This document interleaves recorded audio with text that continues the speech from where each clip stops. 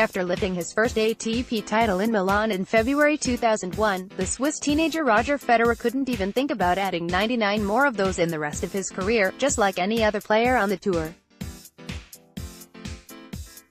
Since the start of the Open era in 1968, the American Jimmy Connors had been the only player with 100 ATP trophies in his cabinet, followed by Ivan Lendl, who stayed on 94, 18 years after the maiden ATP title. The 37-year-old Roger Federer has joined Connors on the eternal list, after going all the way in Dubai on Saturday, attaching another huge milestone to his already glorious career and listening to the GOAT chants from his fans from all over the world. Back in Basel 2015, Roger had won his 88th ATP crown, the 11th in the last 2 years, and it seemed it would not take too long before he joins Jimmy as the only Centurion in the Open era. That plan was pretty much in danger after a knee injury that Roger suffered in 2016, staying empty-handed for the first time since 2000 and missing the second part of the season to recover and prepare for the next season. In a manner of a true champion, Federer was back at his best in 2017, conquering no less than 7 ATP titles and making a huge step forward towards the 100th one. The question now is not will Roger catch Jimmy but when, wrapping up 2018 with 4 trophies by his name, coming just one step from the ultimate goal and missing a chance to achieve it at the Australian Open when Stefanos Tsitsipas beat him in the 4th round. After a suitable rest, Roger returned in Dubai and he went all the way to win the 4th round in the desert and secure his 100th ATP title to write another chapter of the brightest tennis history. Roger wasn't at his best against Philip Kohlschreiber, Fernando Verdasco and Martin Fucsovics before more stronger performance over the young guns born at Chorich and Stefanos Tsitsipas to clinch the title and earn a special milestone that crossed the globe in no time at all. Building confidence after that first ATP title in Milan, Federer grabbed 3 more in 2002 including his first Masters 1000 crown in Hamburg, and he was ready to conquer the tennis world in 2003 when he embraced Grand Slam glory at Wimbledon, closing the season with 11 ATP titles overall at the age of 22. That wasn't very encouraging on the journey towards 100 titles, although Federer knew how to speed up the pace in half the distance with a stellar run between 2004 to 08 that brought him 42 ATP titles and made him one of the greatest players of all time at the age of 27.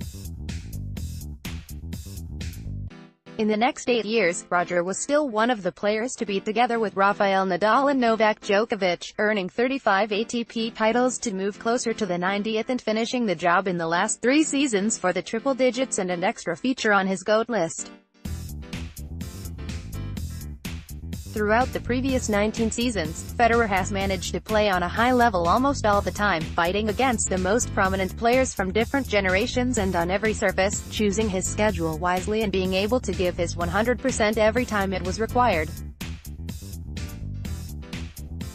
69 of those titles have come on his beloved hard courts, followed by 18 on grass, 11 on clay and 2 on carpet that disappeared from the tour in 2009. With 75 ATP titles on outdoor courts and an additional 25 with the roof over his head, Roger is among the most successful competitors in various conditions, another critical element that guided him towards 100 ATP titles. Another fact that helped Federer a lot is that he won 24 consecutive title matches between Vienna 2003 and Bangkok 2005, keeping the efficiency in the most significant encounters on a high level and building the foundation for this achievement. Federer has won 31 different events against 50 different opponents and 57 title clashes against the rivals from the top 10. In 67 finals he left rival without a set and had to fight against the younger player 68 times, which makes this milestone even more impressive.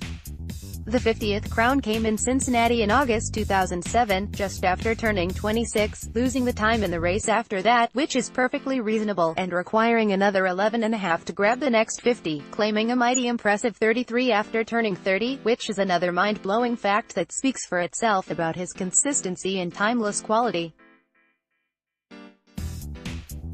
Rafael Nadal, Andy Roddick, Novak Djokovic and Andy Murray are the rivals who Roger defeated the most times in the ATP finals, while Basel, Halle, Wimbledon, Dubai and Cincinnati proved to be the most fertile grounds on his journey, winning at least 7 titles at every one of those tournaments.